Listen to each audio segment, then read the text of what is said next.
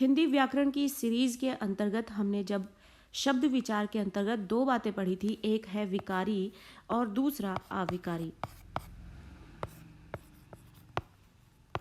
जिसके अंतर्गत कई हिंदी व्याकरण के नियम आते हैं।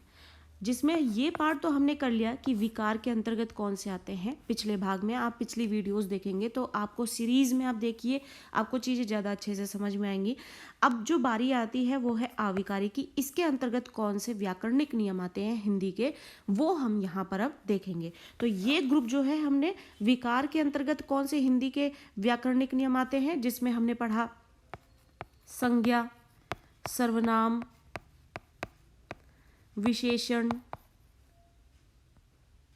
क्रिया विशेषण, क्रिया पढ़ी हमने। तो ये सारी चीज़ें हमने यहाँ पर पढ़ी। आप सीरीज़ पूरी देखेंगे शुरू से लेकर, और अभी तक जितनी वीडियोस चैनल पे अपलोड हुई हैं तो आपको सारी बातें ये समझ में आएंगी जिसकी बात यहाँ पर की जा रही है। अब इस भाग में हम जो ये पढ़ेंगे वो है अविकारी शब्द, जिसके अंतर्गत कई हिंदी के व्याकरणिक नियम आते हैं। कौन कौन से आते हैं वो इस भाग में हम पढ़ेंगे। साथ ही ये जानेंगे कि अविकारी शब्द क्या होते हैं। तो अविकारी शब्द क्या होते हैं ये जानेंगे हम। अविकार, विकार का मतलब होता है परिवर्तन, और आ लग गया जो कि एक नेगेटिव अर्थ देता है, ये नेगेटिव अर्थ देता है। तो परिवर्तन नहीं होना मतलब, यानी कि अविकार, यानी कि वो व्याकरण के नियम जिसके प्रयोग से वाक्यों में कोई परिवर्तन नहीं आता, कोई बदलाव नहीं आता, इसलिए इसका नाम अविकारी, इसलिए इसका नाम अविकारी शब्द रखे गए हैं। क्या है इसका मतलब, फिर से डिस्कस कर लेते हैं एक बार। अविकारी, जैसा कि इसका नाम है अविकारी, विकार उत्पन्न होना यानी बदलाव उत्पन्न होना, और आ मतलब नहीं, यानी जहां बदलाव ना उत्पन्न हो। यानी इसके अंतर्गत व्याकरण के वो नियम आएंगे जो जिनके प्रयोग से हम जब वाक्यों का प्रयोग करेंगे या फिर भाषा का प्रयोग करेंगे तो इन व्याकरणिक नियमों के प्रयोग से कोई भी बदलाव नहीं होगा, इसलिए इसका नाम है अविकारी, जो अपना अर्थ यहीं पर समझा दे रहा है। यानी इसके अंतर्गत कई व्याकरणिक नियम आएंगे, 1 2 3 4 कई व्याकरणिक नियम होंगे, वो हम आगे पढ़ लेंगे। लेकिन इनके प्रयोग से भाषा में, और जो वाक्य का प्रयोग करेंगे हम, हिंदी भाषा की हम यहाँ पर बात कर रहे हैं, तो उससे कोई बदलाव नहीं आता। जो विकार हमने पढ़े थे उसके अंतर्गत जितने भी नियम आते थे उनके प्रयोग से एक बदलाव आता था, वो हमने वहाँ पर पढ़ा। और ये हम यहाँ पर जो डिस्कस करेंगे वो है अविकारी, जिससे कि कोई परिवर्तन नहीं आता है। ऐसे व्याकरणिक नियम हम इस भाग में पढ़ेंगे। जैसे जैसे हम चीज़ें आगे पढ़ेंगे बातें आपको समझ में आएंगी, और अगर आप इसी टॉपिक को 2 से 3 बार आप देखेंगे तो चीज़ें आपको बहुत अच्छी तरीके से, पक्के तरीके से याद हो जाएंगी। हम देखते हैं आगे यहाँ पर और किस बात की जानकारी मिलती है। ऐसे शब्द जिनके स्वरूप में लिंग, वचन, काल, पुरुष एवं कारक आदि के प्रभाव से कोई विकार नहीं उत्पन्न होता, अर्थात कोई परिवर्तन नहीं होता, वो अविकारी शब्द कहलाते हैं। यानी हम देखेंगे कि जब आप देखेंगे, एक साधारण सा उदाहरण ले लेते हैं। लड़कियां पढ़ती हैं, लड़के पढ़ते हैं। आप देखेंगे यहाँ पे लड़कियां, क्योंकि ये स्त्रीलिंग है, लड़के जो कि पुल्लिंग है, इनकी वजह से ये जो क्रिया है इसमें भी बदलाव आ गई।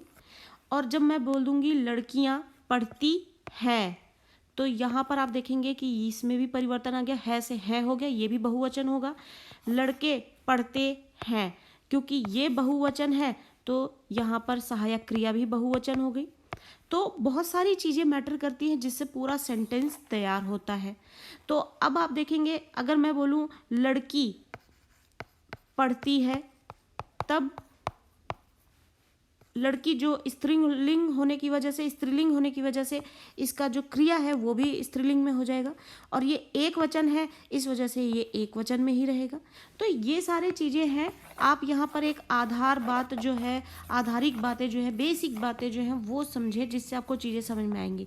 तो जिस तरीके से छोटी छोटी चीज़ों से एक वाक्य में बदलाव आ जाता है, उसी तरीके से जब हम कुछ ऐसे व्याकरण के नियम पढ़ेंगे जिनका हम प्रयोग तो बहुत अच्छी तरीके से करेंगे, लेकिन उनके प्रयोग से इस तरीके से वाक्य में कोई बदलाव नहीं आता है जो विजिबल हो। तो इस तरीके से ये अविकारी शब्द कहलाते हैं। अविकारी को ही अव्यय भी कहते हैं। याद रखें, कंफ्यूज होने की जरूरत नहीं है कि ये सिमिलर वर्ड्स हैं। अविकारी को ही अव्यय भी बोला जाता है।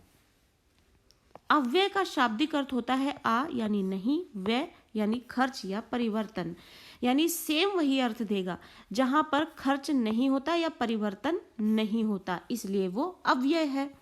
अर्थात किसी भी परिस्थिति में जिन शब्दों में विकार नहीं होता, परिवर्तन नहीं होता, वो अविकारी या अव्यय शब्द कहलाते हैं। यानी वो शब्द जो किसी भी परिस्थिति में किसी भी तरीके के सेंटेंस में उनका प्रयोग कर लिया जाए, लेकिन उनकी वजह से वाक्य के साथ ही उन शब्दों में भी कोई बदलाव नहीं आता, जिसके उदाहरण यहाँ पर दिया जा रहा है। यहाँ, वहाँ, धीरे, तेज, कब आदि।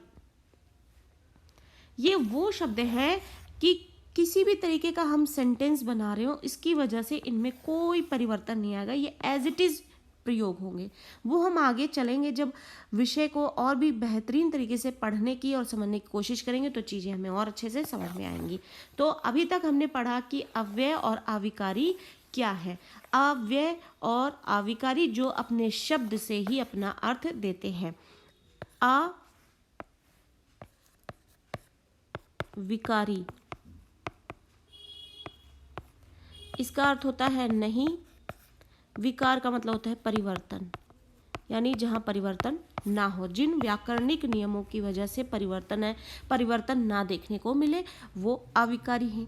और अव्यय, अ जमा व्यय, आ का मतलब नहीं, व्यय का मतलब खर्च यानी परिवर्तन, बदलाव, यानी जहां खर्च ना हो या परिवर्तन ना हो। तो खर्च तो यहाँ पे वाजिब वाक्य प्रयोग में नहीं लग रहा है, परिवर्तन का प्रयोग करेंगे हम। तो जहाँ व्यय ना हो, परिवर्तन ना हो, वो अव्यय है। तो इसी के लिए जो है अविकारी और अव्यय ये दोनों बराबर हैं। कोई भी शब्द प्रयोग किया जाए इसमें से तो आप उसको एक ही चीज समझें। यहाँ तक सबको बातें सारी समझ में आ गई होंगी। अभी हमने ये समझा कि अव्यय और अविकारी का जो शाब्दिक अर्थ है वो क्या है और इनका अर्थ क्या है, क्या इससे हमें जानकारी मिलती है। आगे देखते हैं हम अव्यय के बारे में क्या जानकारी मिलती है हमें। अव्यय के भेद। अव्यय शब्द जो कि इसके अंतर्गत क्रिया विशेषण आता है, समुच्चय बोधक आते हैं, संबंध बोधक आते हैं और विस्मयादि बोधक आते हैं। और सभी ने सभी कक्षाओं में ये चारों टॉपिक पढ़े हैं अपने हिंदी विषय व्याकरण के अंतर्गत, जहाँ पर हम क्रिया विशेषण, समुच्चय बोधक, संबंध बोधक, विस्मयादि बोधक पढ़ते चले आए हैं और इसके अंतर्गत जितनी भी जानकारी हैं वो भी लेते चले आए हैं। लेकिन क्या आज तक आपको ये पता था कि ये अव्यय शब्दों के अंतर्गत या फिर अविकारी व्याकरणिक नियमों के अंतर्गत आते हैं? नहीं, क्योंकि आपके जो हिंदी विषय है वो क्लास वाइज आपको उतना ही टॉपिक दिया जाता था जितना वहाँ पर वैलिड है या ज़रूरी है, तो टॉपिक उतना ही वहाँ पर कवर किया जाता था। तो आप यहाँ पर बेहतरीन तरीके से पूरा विषय समझें। और ये अव्यय और अविकारी के अंतर्गत ये चार नियम आते हैं, क्रिया विशेषण, समुच्चय बोधक, संबंध बोधक, विस्मयादि बोधक।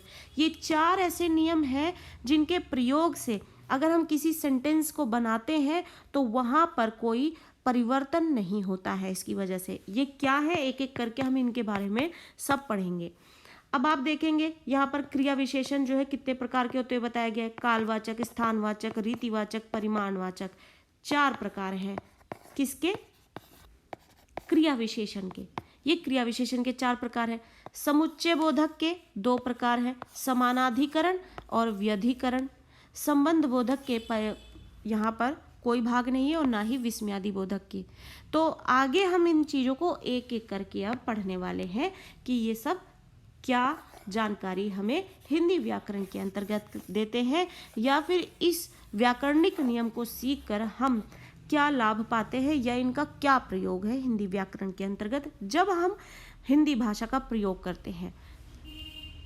अब आप सभी जानते हैं और सभी हिंदी भाषा का प्रयोग भी करना बेहतरीन तरीके से जानते हैं, लेकिन व्याकरणिक नियमों की जानकारी ना होने की वजह से आप उन शब्दों की एक उचित पहचान नहीं समझ पाते हैं।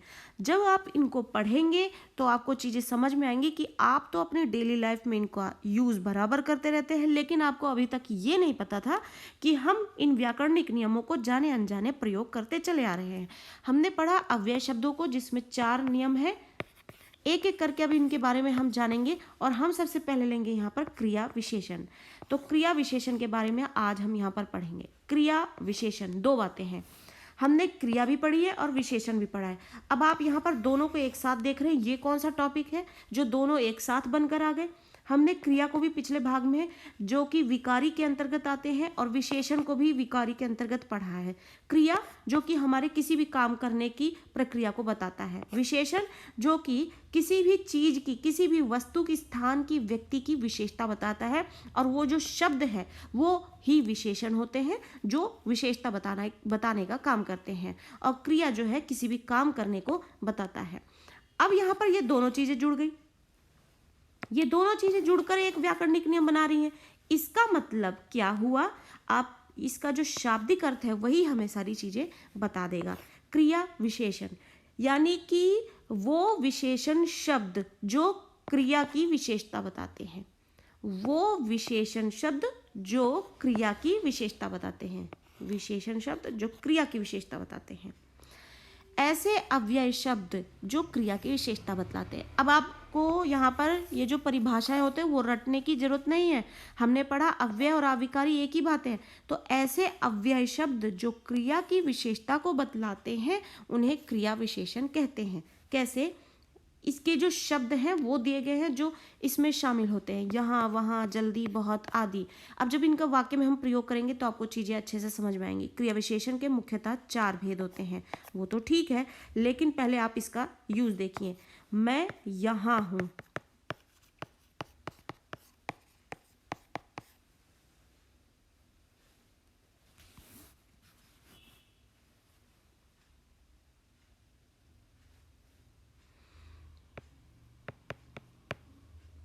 मैं यहाँ रहती हूँ। अब 2 वाक्य हैं यहाँ पर, दोनों में यहाँ शब्द का प्रयोग हुआ है। अब आप देखेंगे इसमें से कौन से में क्रिया विशेषण है। तो क्रिया विशेषण बताने के लिए सबसे पहले तो आपको उस वाक्य में, सेंटेंस में आपको क्रिया ढूंढना होगा, और जब क्रिया होगी तभी उसका विशेषण बन पाएगा। तो यहाँ पर आप देखिए, मैं यहाँ हूँ। यहाँ वो किसी स्थान की जानकारी दे रहा है, लेकिन क्या कर रही हूँ इसकी कोई जानकारी नहीं मिल रही है। दूसरे सेंटेंस में मैं यहाँ रहती हूँ। रहना जो है वो क्रिया है, तो क्रिया जो है यहाँ पर है। तो अब क्रिया की विशेषता क्या बताई जा रही है? मैं कहाँ रहती हूँ? यहाँ रहती हूँ। तो यहाँ शब्द जो है वो स्थान की जानकारी दे रहा है। तो ये स्थान की जानकारी दे रहा है और साथ ही ये विशेषता बता रहा है कि मैं कहाँ रहती हूँ। तो ये स्थानवाचक क्रिया विशेषण हो जाएगा, जो कि हम धीरे धीरे अभी आके जब इसके प्रकार पढ़ेंगे तो आपको चीज़ें अच्छे से और समझ में आएंगी। तो ये है इसके प्रकार। मैं वहाँ रहती हूँ। मैं जल्दी जल्दी काम करती हूँ।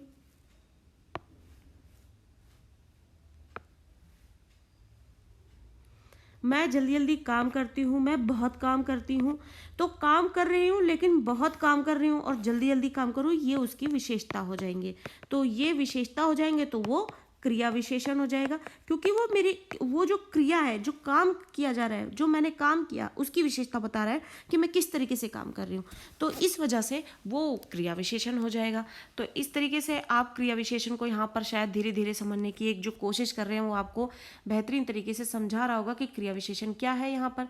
तो यहाँ हमें जो बताया गया कि ऐसे अव्यय शब्द जो क्रिया की विशेषता को बतलाते हैं, क्रिया यानी जो आपके काम करने की जो प्रक्रिया है उसकी विशेषता बताए, वो क्रिया विशेषण होता है। आगे बढ़ते हैं और देखते हैं क्रिया विशेषण के प्रकार हैं। अब यहां पर कालवाचक, कालवाचक यानी जो समय से संबंधित क्रिया विशेषण की जानकारी दे। ऐसे अव्यय शब्द जो क्रिया विशेषण के होने का समय व्यक्त करते हैं उन्हें कालवाचक क्रिया विशेषण कहते हैं। जैसे आज मेरी परीक्षा है, तुम जल्दी कब आओगे। इन वाक्यों में आज एवं कब कालवाचक क्रिया विशेषण के उदाहरण हैं तथा अन्य उदाहरण कल, जब, प्रतिदिन, प्रायः, अभी अभी, लगातार, अब, तब, पहले, बाद में, तुरंत, प्रातः आदि है। तो ये जो सारे शब्द हैं वो तो ये बताए कि इस तरीके के कालवाचक जो शब्द हैं वो जब प्रयोग होते हैं तो वो क्रिया विशेषण में आते हैं। ये सारे उदाहरण वाले शब्द हैं। लेकिन आप पहले चीज़ों को समझें। तुम दिल्ली कब जाओगे। जाना एक क्रिया है। कब जाओगे, यहाँ पर सीधा प्रश्न ही पूछ लिया गया है। कब जाओगे, दिल्ली जाओ, दिल्ली कब जाओगे। तो दिल्ली जाने की बात हो रही है, कब जाओगे, ये तो प्रश्नवाचक की बात होगी कि कब जाने की बात हो रही है। लेकिन दिल्ली की बात हो रही है, जाना जो है वो दिल्ली जाने की बात हो रही है। तो दिल्ली जो कि एक स्थान है और साथ ही कब जाओगे। अब यहाँ पर आप देखेंगे कि इसी एक उदाहरण में आपको एक से दो चीजें मिल गई। क्या मिल गई, एक कब, दूसरा दिल्ली। कब से जो है हमें काल की जानकारी मिल रही है और वो प्रश्न की तरीके से पूछी जा रही है। तो इस तरीके से जाने के लिए जो बातें यहाँ पर जाने से संबंधित पूछी गई और बताई गई वो सारी क्रिया विशेषण हो गई। और दिल्ली जो है स्थान की जानकारी दे रहा है तो आपको यहाँ पर स्थानवाचक क्रिया विशेषण है उसकी भी जानकारी मिल जाएगी। तो तुम दिल्ली कब जाओगे। अब बच्चे बहुत परेशान हो होंगे। अब वो सेंटेंस में ये सोचते हैं कि कैसे हम पता लगाए कि ये क्रिया के आगे ही सिर्फ लगते हैं या उससे पहले भी लग सकते हैं ये शब्द। तो आपको अपने से कोई सेंटेंस जब आपसे पूछा जा रहा है तो उससे संबंधित एक प्रश्न तैयार कर ले। उसका जो जवाब देगा वही उसका जो क्रिया होगी उसका विशेषण बन जाएगा। जैसे तुम दिल्ली कब जाओगे। जाना प्रश्न, यहाँ पे प्रश्न की तरह पूछा जा रहा है। जाने की बात हो रही है, जाना एक क्रिया है। कब जाओगे, ये समय की जानकारी यहाँ पे पूछी जा रही है। तो यहाँ पर समय की जानकारी ली जा रही है तो ये कालवाचक हो जाएगा। तो कब जाओगे, अब हम ये कब जाओगे प्रश्न पूछकर ही इस बात का उत्तर जानते और हमें पता लगता कि ये कालवाचक है। लेकिन यहाँ पे ये प्रश्नवाचक के रूप में ही ये कालवाचक आ गया तो आपका डायरेक्ट यही बात हो गई कि ये जो कब पूछना जो है वो कालवाचक हो जाएगा। मैं पहले दिल्ली जाऊंगा, मैं बाद में दिल्ली जाऊंगा, मैं तुरंत दिल्ली जाऊंगा, मैं प्रातः दिल्ली जाऊंगा। तो ये इस तरीके से क्या हो गए, ये सारे के सारे कालवाचक हो गए क्योंकि ये समय बता रहे हैं दिल्ली जाने का। और जाना एक क्रिया है और जाने की क्रिया कब होगी, समय के अनुसार जो बात की जा रही है तो वो वहां पर कालवाचक क्रिया विशेषण हो जाएगा। अगला है स्थानवाचक। ऐसे अव्यय शब्द जिनसे क्रिया के घटित होने के स्थान का ज्ञान प्राप्त होता है उन्हें स्थानवाचक क्रिया विशेषण कहते हैं। जैसे यहाँ, वहाँ, वहीं, कहीं, ऊपर, नीचे, बाएं, पास, दूर, अंदर, बाहर, सामने, निकट आदि। अब इसके उदाहरण देखिए। खेल का मैदान विद्यालय के पास स्थित है। रमेश यहाँ रहता है। इस उदाहरण में रमेश यहाँ रहता है। रहना जो है क्रिया है। कहाँ रहता है, यहाँ रहता है। अब रहना जो है क्रिया है।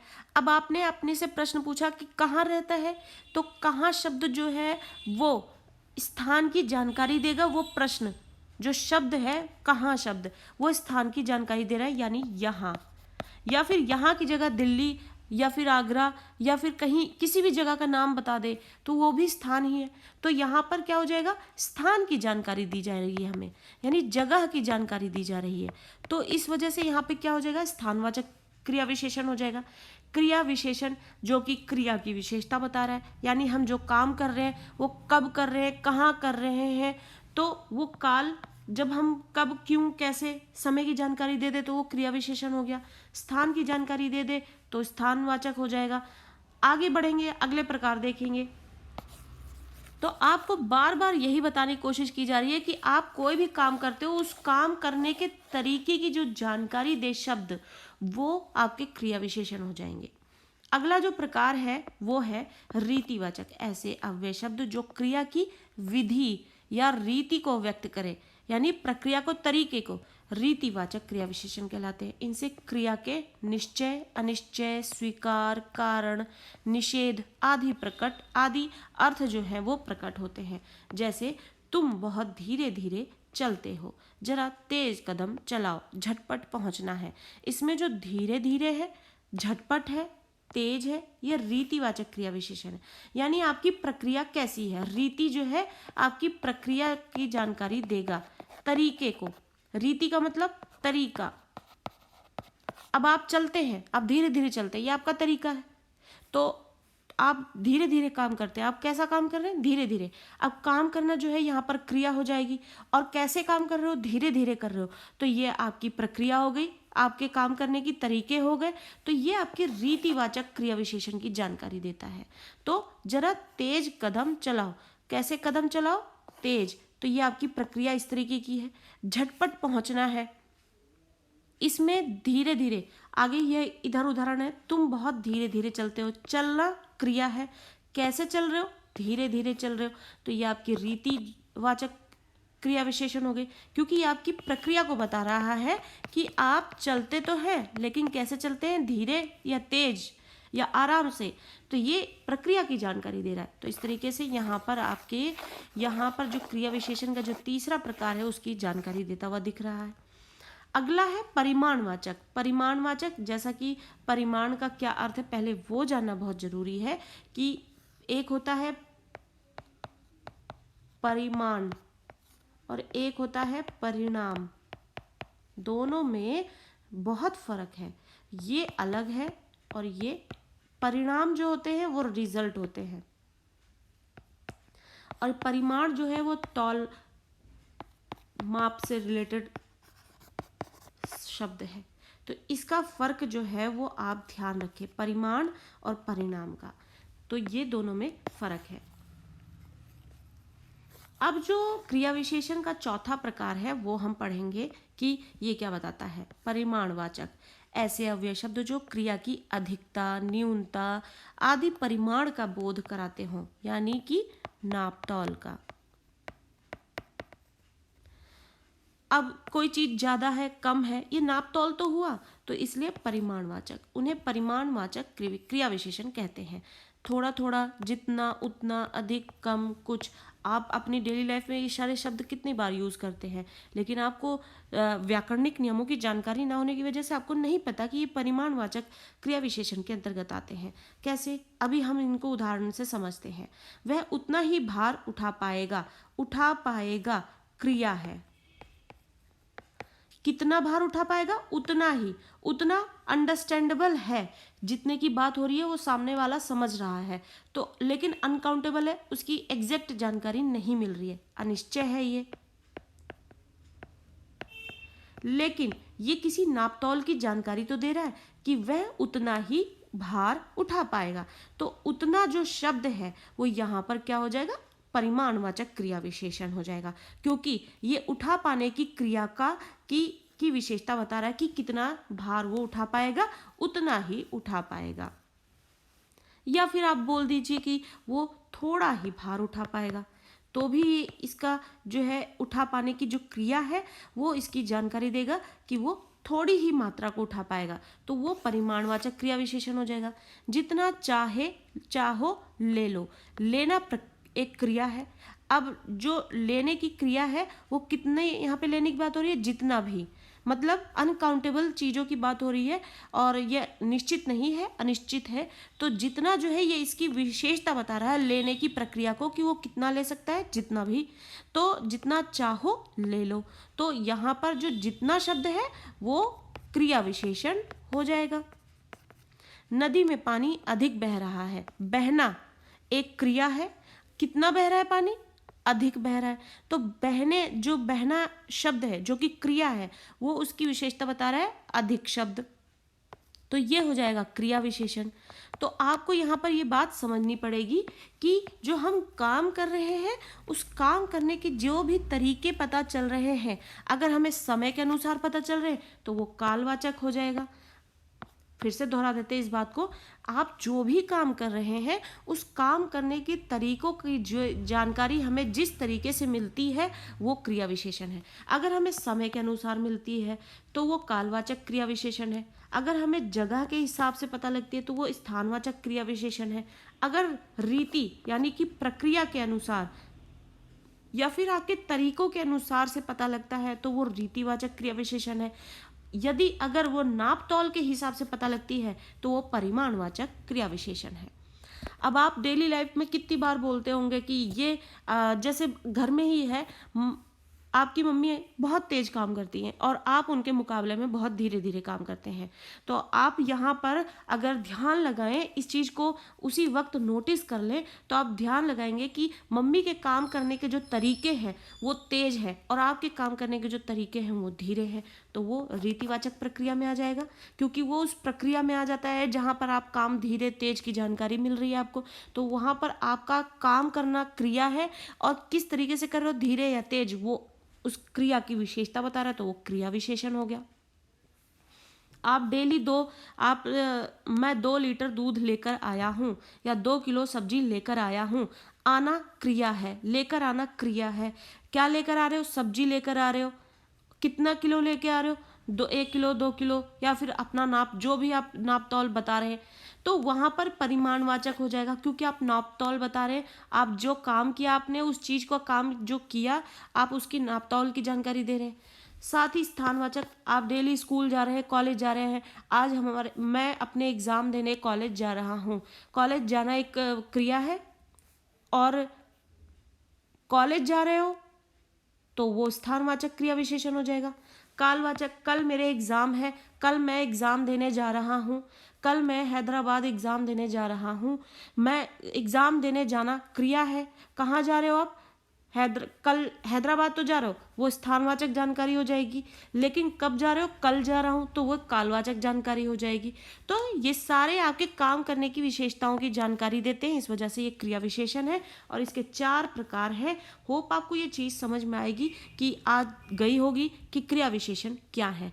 आइंदा आप जब भी इस टॉपिक को पढ़ेंगे, कहीं पे भी पढ़ेंगे, आपको छोटी अमाउंट में मिल रहा हो टॉपिक या बड़ी अमाउंट में मिल रहा हो टॉपिक, आपको चीज़ें अच्छे से समझ में आएंगी, कनेक्ट कर पाओगे आप। और जहाँ आप चीज़ों को कनेक्ट करते हुए समझेंगे, वहीं पर आपको चीज़ें जो है वो बेहतरीन तरीके से समझ में आएंगी और हमेशा के लिए आपके दिमाग में बैठ जाएंगी।